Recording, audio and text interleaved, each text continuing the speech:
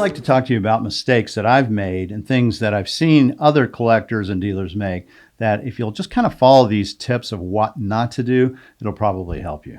First of all, when you're buying objects, don't look for a bargain. Bargains really mean just that. It's a bargain. It doesn't necessarily equate with it's going to be a good quality object. Good quality things cost money and they're not cheap. You know, if you're doing it as a business on eBay or trying to sell things, yeah, maybe you want to look for bargains, but you're not really committed to the piece because you're just trying to make money.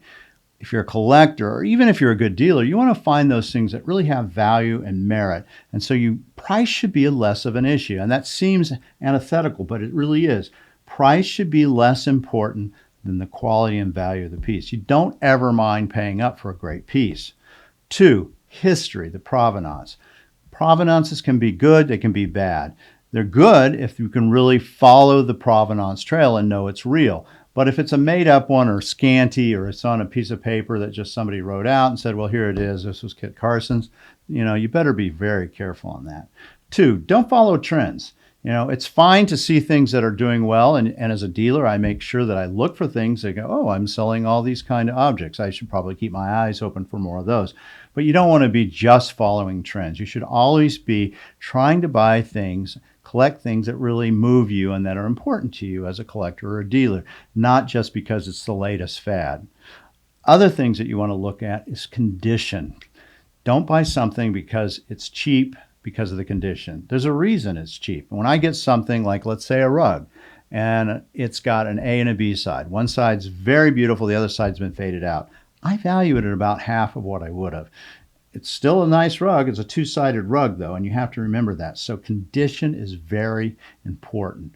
Also, if it has restoration, if it has a lot of restoration, it better be a very good object to merit that. If it's this little thing here and there, maybe a chip repair on a pot or a little area of touch-up on a painting, that's no big deal. Or if it's on a textile and it's really well done restoration, that can be a benefit. But if it's a lot of restoration or bad restoration, those things are not going to be valuable to you. So don't look for theirs. So there's certain things you want to look for when you're trying to buy, and there's certain things you want to avoid. Don't be cheap.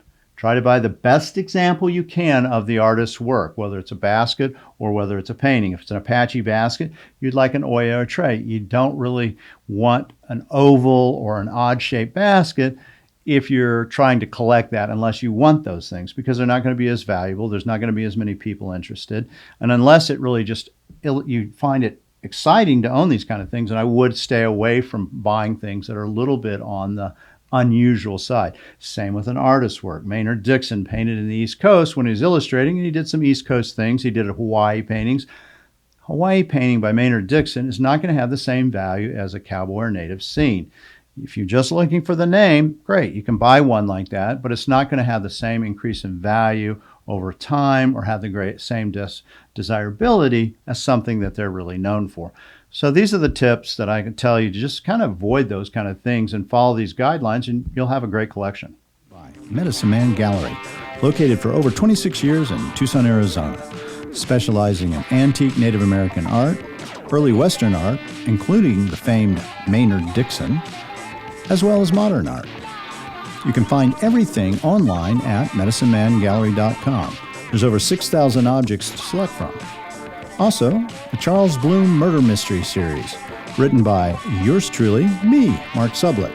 There's 6 books in this series, and they follow the protagonist Charles Bloom through all the intrigue of the art world set in Santa Fe and the Navajo Nation. These can be found on Audible, eBooks, Amazon, and of course, the gallery at medicinemangallery.com.